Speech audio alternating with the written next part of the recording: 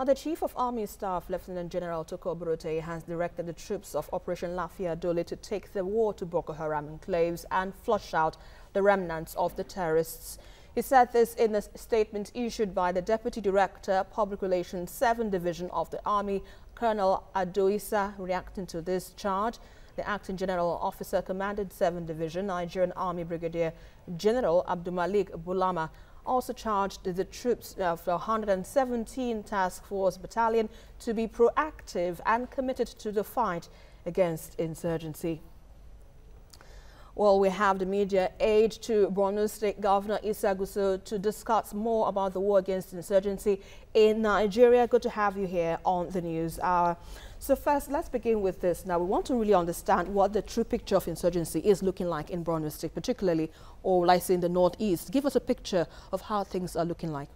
Well, the truth of the matter is that the Nigerian military made significant progress from 2015 to early part of this year.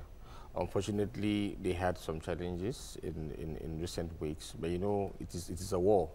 It is expected that when you record some gains, those that you defeat, if you look at the history of the Boko Haram, they always find a way of regrouping to re-attack. And then if you go through the history of the Boko Haram, from the time they manifested in October 2003 to date, they have always stepped up attacks around elections. First of all, if you remember, on 18th of April 2007, the 300 members of the Boko Haram, then known as Taliban, did appear in Kano to attack police stations. Of course, they wanted to disrupt the elections. And then ahead of the 2011 elections, there were serial killings in Borno State, which including, I think they killed the then AMPP governorship candidate, if you recall. And then there was a bomb blast in Suleja, Niger State. It was all part of the ground plot. Then in 2015, we all know what happened, which led to the suspension of the elections, and then it is happening. Unfortunately, it is something the security should have anticipated. But I don't want to say they did not anticipate, because I know that, in fairness to the Chief of Army Staff, he has always been in Borno. The GOCs, the commanding officers, and on the part of the Borno State government, you know that there is the civilian JTF. These are youth volunteers that have done so much. Everyone has recorded, has accepted that they have played a very key role in the success recorded by the military. The Borno State government has been solely responsible for funding of about 20,000 members of the civilian JTF from 2013 to date.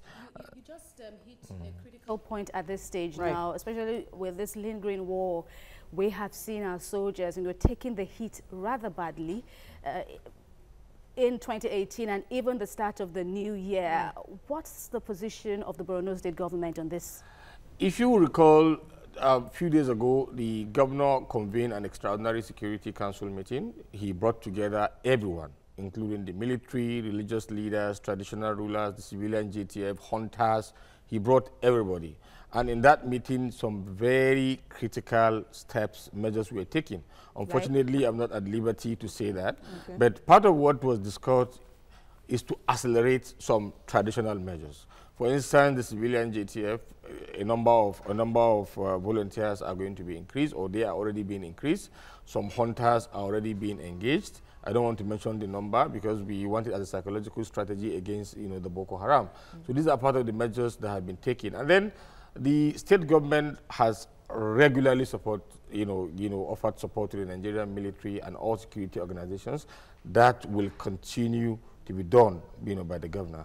But like I said, there are some strategic steps that we think need to be taken, and these measures have already been communicated to the relevant agencies within the security establishment. Now let's look at the people who've been displaced. We're talking about 2 million now, according to media reports, that have been displaced by Boko Haram insurgents in Borno State particularly. Now, how is the government coping with this growing number of IDPs, even though the government says it is working hard to, well, restore order or more or less bring people back to their communities and then resettle? How is the government coping with this growing number of IDPs? If you would recall, in 2015, Governor Kasim Shettima established a full-fledged ministry for reconstruction, rehabilitation, and resettlements of IDPs. Now, I would want you to send your reporters in Maiduguri to go and find out more than 30,000 houses were rebuilt by the state government alone.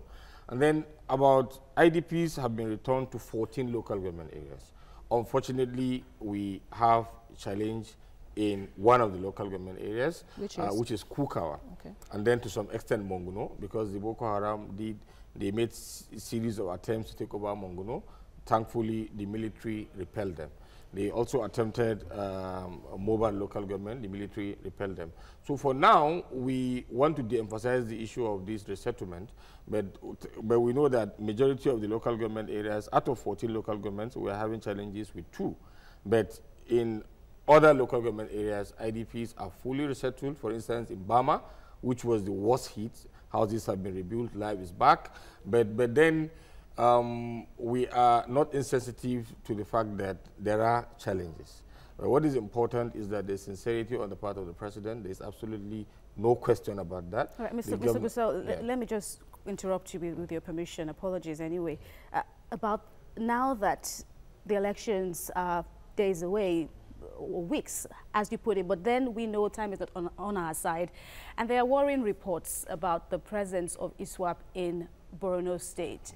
How that residents are having, a tough time on their hands now with the soldiers, getting killed and all that, and with ISWAP there, we're hearing reports about Lake Chad now in the hands, Lake Chad and its environs now in the hands of ISWAP, and what the government is doing to safeguard voters who will come out. How do you want to reassure Nigerians on this issue? Well, one of the best strategies of managing when it comes to the Lake Chad is regional cooperation.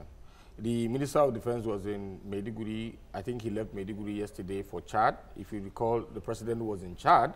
It was part of why he called a regional cooperation meeting.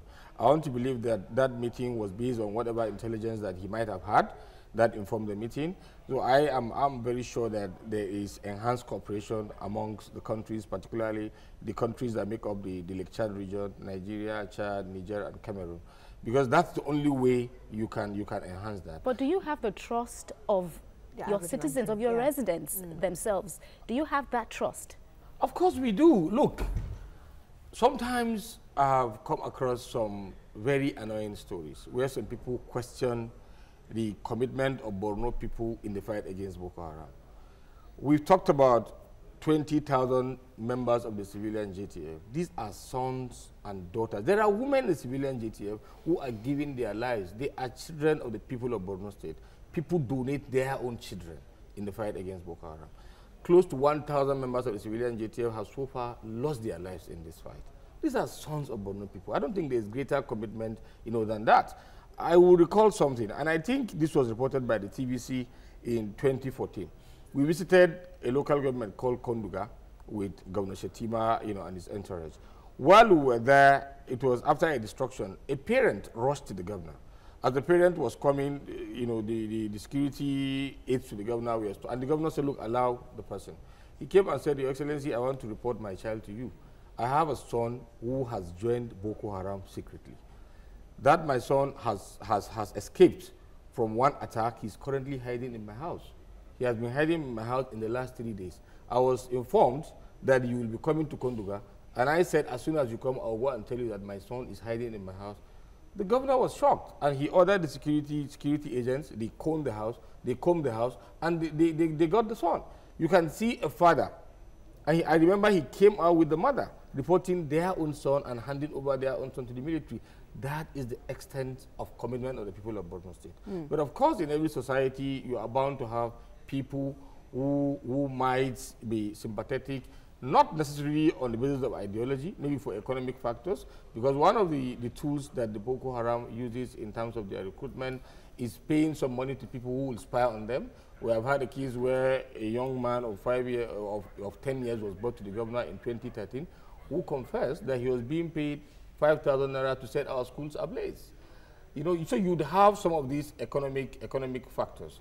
And then the Boko Haram has introduced a new psychology, a new tactics, which I would say as a government, I don't want to say we are happy with, but of course it's not as bad as it was. Okay, but now tell us, we don't attack people. All right, but tell us the status of the onion and fish markets in Borno State now, as we hear that that is no more. ISWAP has gone on to lay siege on those markets and perhaps arrest the economic well-being of Borno State.